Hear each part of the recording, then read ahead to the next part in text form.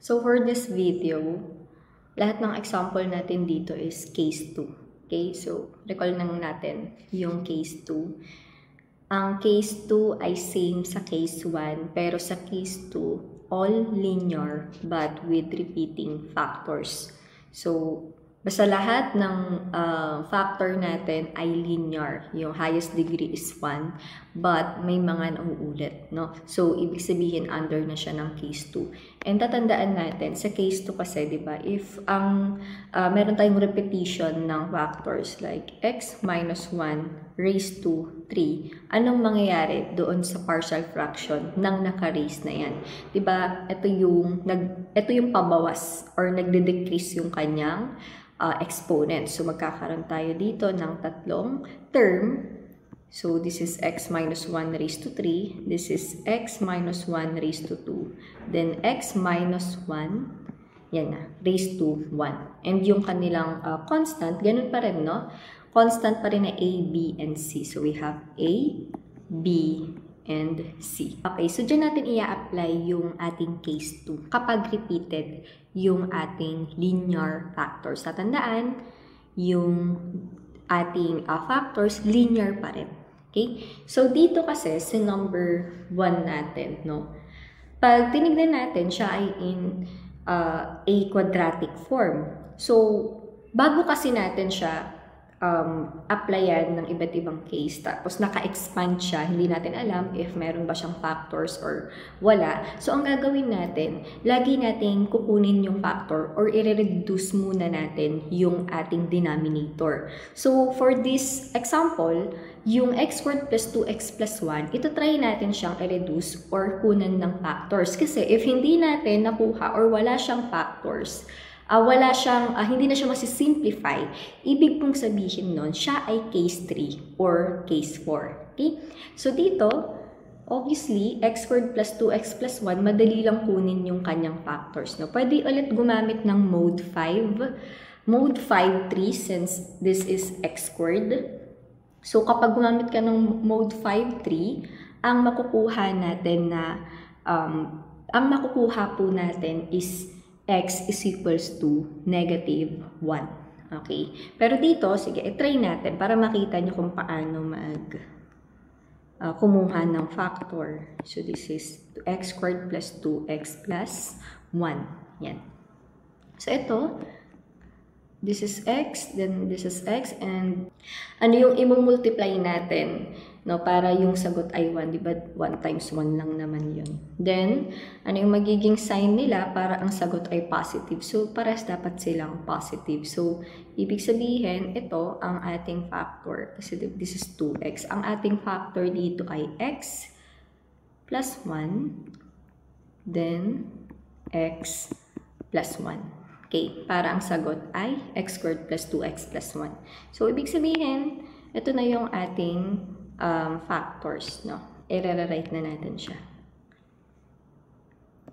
Okay, rewrite natin. This is integral of x over x plus 1 times x plus 1 dx. So, ibig sabihin, na-repeat siya, no? Linear, tapos may repetition. So, ito, pwede pa natin siyang i-rewrite as x over x plus 1 square. Yan.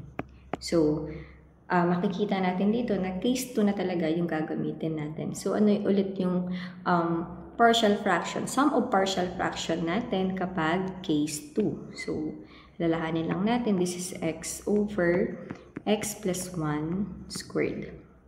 Then, di ba, ang mangyayari, since wala naman siyang ibang kasama, x plus 1 lang. So, this is x plus 1, yung pinakamataas na degree, that is 2. Then, this one is x plus 1 raised to 1. Then, yung kanilang constant is a tsaka b lang. Okay? Then, dito kasi, since kukunin na natin si a tsaka si b, titignan natin kung ano yung mga pwede nating gamitan ng shortcut or ano yung pwede nating gamitan ng conventional. Ang nare-reflect lang is yung ating x plus 1 squared. Ito lang siya.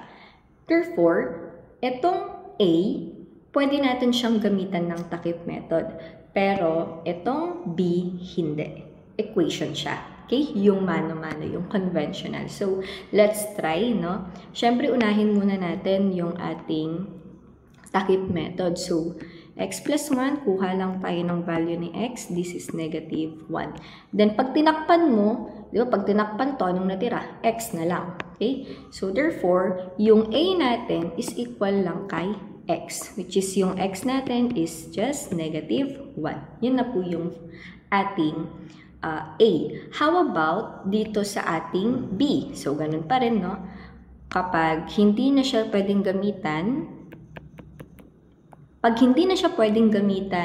ng takip method, gagamit tayo ng equation na. Okay? Tatandaan natin din sa equation. Recall lang natin, di ba, ita-times natin siya both sides sa kanyang LCD para makukuha tayo ng equation. Ganun siya. Okay, sige, i-times natin siya sa kanyang LCD. So, we have x over x plus 1 squared is equals to a over x plus 1 squared plus b over x plus 1. Okay, then times natin siya sa kanyang LCD, which is x, yung denominator lang ng original function, x plus 1 squared. Yan. Tapos, makakancel tong part na to. Ang natira dun sa side na to is x lang. So, this is x is equals to, anong natira dun kay a? Diba, na-cancel rin siya, so a lang din to. Then, si b, ang natira naman sa kanya is isang x plus 1. So, this is b times x plus 1. And then, remember, may nakuha na tayong a that is negative 1. So, ilagay mo lang siya. X is equals to negative 1 plus bx plus. Of course, kailangan natin siyang i-distribute. No? So, this is your equation. Diyan tayo kukuha ng value. Kasi ang hinahanap natin is b. So, anong term? Ang titignan kasi natin dito is, ano yung mga term na nandun si b? Diba ang katabi ng b is x, tapos yung isa naman ay constant. Therefore, pwede natin gamitin, no? Kunin natin lahat ng x, or pwede din natin gamitin, kunin natin lahat ng constant. Ano yung kukunin dyan, ma'am? Yung mga constant or yung x po, both equation, both sides. So, dito, pag x yung kinuha mo, may x ba dun sa kabilang side? Meron, no? X yung nakalagay. Dito naman sa kabilang side, ito, yung tinutukoy kong both sides, no? Ito, kabilang side, ito yung kabilang side. Yan. So, dito, x, ito naman sa kabila, ano naman yung ating may x yung bx mismo. Okay? Then ito, cancel lang natin yan. Kasi, ayan o, x tapos x. Ibig sabihin, i-divide lang natin both sides. So, ang natira kay b is 1. Okay? Hindi 0 ha. Na-cancel lang siya. So, 1 yung natira. Okay, i-verify natin if constant naman yung hinahanap, no? So, kunin mo lahat ng constant naman, ito, dito sa side, sa kabilang side. So, walang constant doon. Pero sa kabilang side, may constant, si negative 1 tsaka si b. So, anong gagawin? Transpose ng si 1. So, magkakaroon ka ng b is equals to 1. So, ibig sabihin, ito na yung ating value for b. So, hindi required na kunin mo lahat ng equation, no? Pwedeng isa lang yung kunin mo as long as nakuha mo na yung hinahanap or yung missing. Okay? So, ito na yung ating dalawang constant, no? Negative 1 and positive 1. So, i-rewrite lang natin dito, nakuha na natin yung partial fraction ng x over x plus 1 squared. That is negative 1 over x plus 1 squared. Yung kabila naman, yung may x plus 1 lang, positive naman yung kanyang constant. That is x plus 1 dx. Ang next natin dito is distribute na natin yung integral sign. So, we have negative 1 over x plus 1 squared dx. Nilabas ko na yung negative. Then dito naman, 1 over x plus 1 dx. Okay?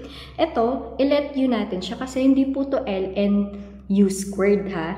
This is u is equals to x plus 1. Du is equals to dx. This is also u is equals to x plus 1. Du is equals to dx. So, magkakaroon ka dito ng negative 1 over u squared du. Samantalang dito, we have 1 over u du. So, magkaiba sila ng integral. Kasi this one, pwede natin gamitin yung power rule. Dito naman, ln. Okay? So, ano bang ginagawa natin kapag yung exponent is nasa denominator? Diba inaakyat natin? So, this is integral of u raised to negative 2 du plus 1 over u du. Then, add lang natin. So, this is negative.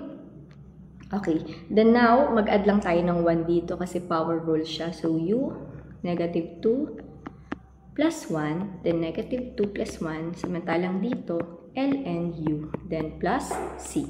O, negative 2 plus 1, that is negative u raised to negative 1 over negative 1 plus ln u plus c. Negative, negative, that is positive. So, ang natira dito ay u raised to negative 1. And ano ba yung u raised to negative 1? Diba? That is 1 over u plus ln u plus c. So, ang sagot natin dito is, ano yung u natin kanina? Diba? That is x plus 1.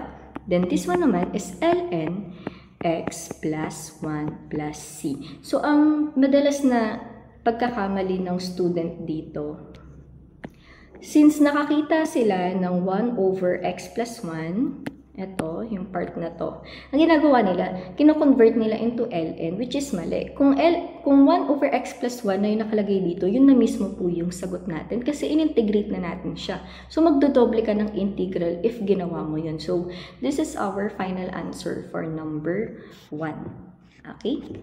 Now, let's proceed naman kay number 2. Si number 2, hindi na natin siya kailangan gamitan ng mode 5 or yung methods natin para makuha yung factors kasi naka-factor na siya. And malinaw dito, no, obvious dito na this is linear and this is also linear and yung isa may power, therefore this is case 2. So, pwede na natin i-apply yung ating partial fraction dito. So, this is ang partial fraction lang natin for this one.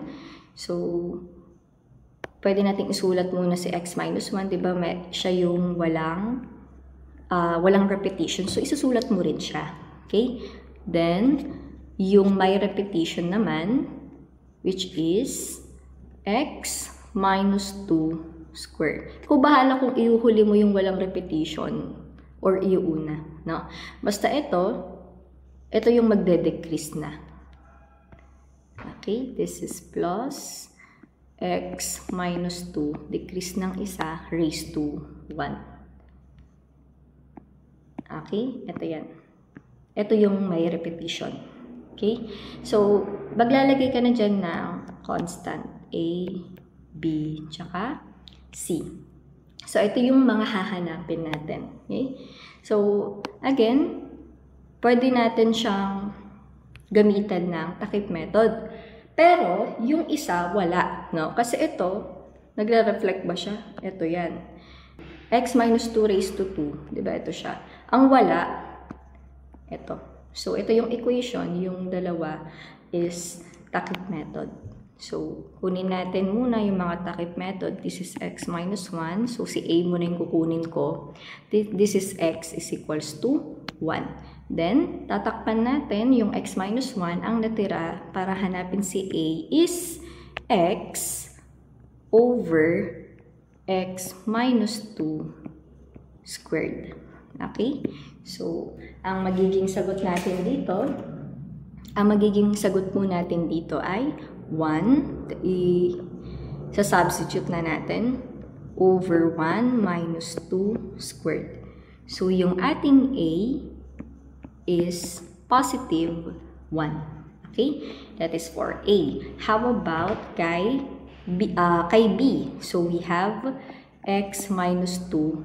So we have x is equals to 2. Okay, so nagkaroon tayo dito ng x is equals to 2. So, yung B natin is, pag tinakpan natin, magkakaroon tayo ng x over x minus 1. Okay? Then, tsaka natin siya i-substitute.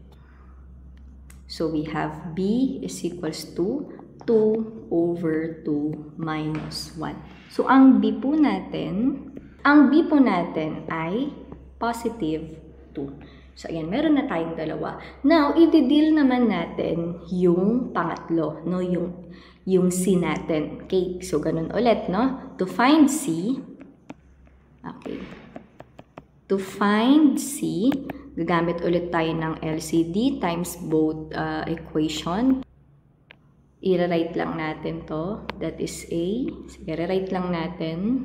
We have x over x minus 1, x minus 2 squared is equals to x minus 1, this is A, plus x minus 2 squared plus x minus 2.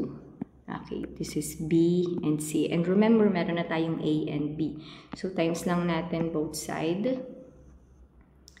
Okay, multiply natin both side yung LCD na x minus 1 times x minus 2 squared. This one, cancel. And ano yung next natin? Okay. Dito sa kabilang side, x lang. Then, ang natira dito sa kabilang side is, so kapag tinimes natin si x minus 1, mawawala yung x minus 1 sa denominator. So, ang kasama ni A ay x minus 2 squared. Yan. And si B naman, nawala si x minus 2 squared. So, ang kasama naman niya is x minus 1. Tsaka si C, ang nawala sa kanya is x minus 2 lang. So, meron siyang x minus 1 times x minus 2. May isa pa siyang x minus 2. So, this is x minus 2. Tsaka po natin siya i-simplify. So, this is A. Yung ating x minus 2 raised to 2, isi-simplify pa natin. I-expand natin. This is x squared minus 4x plus 4. Then, si B, distribute lang natin. That is B, x minus B. And si C, okay, si C naman, so x minus 1 times x minus 2 yung i-expand. So, that is x squared minus 3x plus 2. Yan. Okay? Then, masisimplify pa natin siya. Distribute natin yung mga constant. So, this is ax squared minus 4x minus 4ax plus 4a. Then, si bx naman, we have bx minus b. And then, si c, cx squared minus 3cx plus 2c. Yan. Okay. Then, dyan tayo kukuha. Diyan po tayo kukuha ng yung missing natin, which is yung C. So, kukuha ka lang dun sa term na nandun si C. So, ilan ba yun? Diba yung tatlo? Yan, x squared, x, tsaka C. So, kahit saan dyan, no? Try natin kumuha kay x squared. No? So, gamitin natin si x squared para makuha si C. Kasi meron na tayong A tsaka B. Hindi na natin siya need. Natin yung may x squared. So, dito sa side na to, 0. Pero dito, dalawa. Ax squared tsaka cx squared. Yan. So, again, itong A natin that is positive 1. So, this is x squared. And we have cx squared. So, transpose lang natin. Magkakaroon ka ng cx squared is equals to negative x squared. So, cancel lang yan. Ang natira sa C natin is negative 1. So, yun na yun. Kahit itry mo doon sa ibang, itry mo sa X or sa constant, same lang, -1, no? Kung gusto mo siyang i-recheck. So, ayan, kompleto na yung ating constant. Meron tayong 1, 2, tsaka -1. So, pwede na natin siyang i-integrate. Okay. So, ito, ang partial fraction niya is integral of, ang partial fraction natin is yung a natin, that is 1. Then, kapartner niya si x minus 1. Add natin siya kay b, which is positive 2. Ang kapartner naman niya is yung umuulit, no? Yung x minus 2 squared. Tapos, yung isa naman is -1. So, ito, palitan natin. This is -1 over x minus 2 naman yung kapartner. Then, this is dx. Then, ganun ulit. We have integral of 1 over x minus 1 dx plus, ito, pwede nating i-factor out yung 2. Ang matitira ay 1 over x minus 2 squared dx minus 1 over x minus 2 dx. Then, integrate natin isa-isa. Ito, pag nilet yun natin siya, ito ln lang. Pero sa term na to, hindi siya ln, no? Yung ginawa natin kanina. So, this is 1 over u du. Pero this one, we have 2 integral of 1 over u squared du minus 1 over u du. So, pare-parehas lang naman silang dx is equals to du. Okay, ito, ang gagawin mo is ln u. Then, ito naman, di ba, ang gagawin natin dito is u raised to -2. So, magkakaroon ka dyan ng u raised to -2 plus 1 over -2 plus 1. Then, this is minus ln u plus c. Okay? So, ito, na-discuss ko na to kanina. No? So, this is ln u plus, this is 2u raised to -1. And this is also -1. Negative ln u plus c. Negative, positive. So, itong second term, magiging negative na siya. And, pwede nating ibaba sino? C u raised to -1. Magiging 2 over u minus ln u plus c. So, balik lang natin yung ating mga u. Okay? So, yung corresponding u nila, that is x minus 1. This one is ln x minus 1 minus 2 over yung u natin kanina is x minus 2. Ito, dito yan galing. Yan. Okay? Then, yung isa naman is ln x minus 2 din. Then, plus c. Okay? So, that is our answer.